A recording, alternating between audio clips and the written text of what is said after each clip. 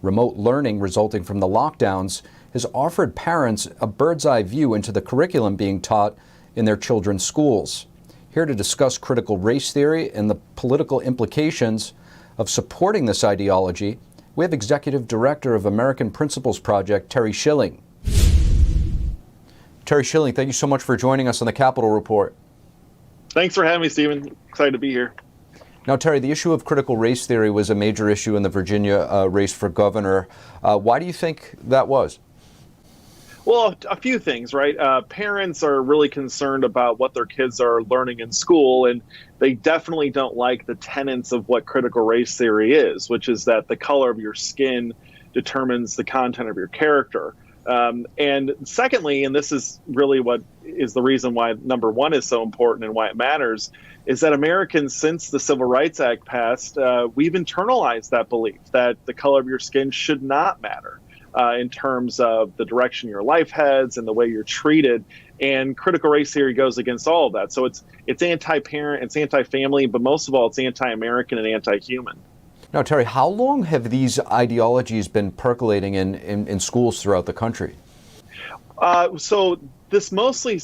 Critical race theory got its real start in academia, in the higher levels, university systems and colleges. But we've seen over the last 5 to 10 years that this has started to trickle into our elementary and middle and high schools. So this has really taken a foothold first in academia over the last 50, 60 years, these radical race concepts. And now it's starting to trickle down into our elementary schools. So this is a big beast, but I think we can overcome it simply because the vast majority of Americans, especially parents and families, are totally opposed to the ideology and frankly, the agenda that these guys are pushing.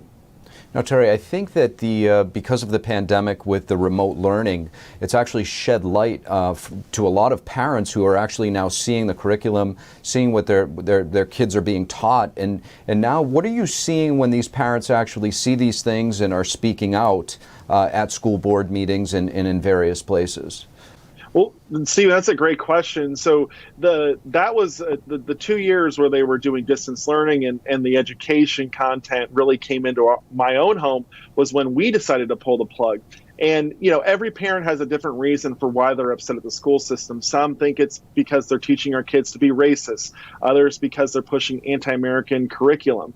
For me and my wife, we were really upset at the lack of really any academic content whatsoever. There's almost no academic rigor in the best school system in the country, our home school system, Fairfax County. And so I think a lot of parents are upset and worried about what's going on in their own systems. It's one thing to be indoctrinating kids and teaching them bad things. It's a totally other thing to be not teaching them any of the basics like reading, writing, arithmetic, and all of the, science and everything else. So, what's happening is these parents are seeing this. They're pulling their kids out of school. We've seen a huge migration away from public schools over the past 2 years, but even more so, and this is more important for the future of the country, these parents are speaking out at school board meetings and they're holding their school board elected officials accountable. So hopefully we can get these guys out of office, out of power, and replace them with good, smart, wise people that actually know what to do for our kids. Now, Terry, we saw the Virginia governor race take a pretty big swing in the polls after Terry McAuliffe at one of the debates just weeks before the actual election said that parents really should not have any say in the children's curriculum. What do you see? Do you see that there could be political implications for Democrats moving forward on this issue? No, another great question, Stephen. So, yeah, I think the idea that Democrats are now saying the quiet part out loud, which is that parents shouldn't be telling schools what to teach, I think that's going to have very big and broad political implications. And what I mean by that is you're going to have a Tea Party style and Tea Party sized wave coming into these midterm elections. Parents are outraged, and it's not just Republican parents, it's moderate and Democratic parents who also want to have a say in their kids' education. So I think what you're going to have is a family-sized, family-style Tea Party coming into 2022, where you're taking back school boards, you're taking back state legislatures, and you're taking back Congress in reaction to Democrats exposing themselves for wanting to get parents out of the way when it comes to indoctrinating our kids and instilling values into them that are just blatantly anti-American and anti-human.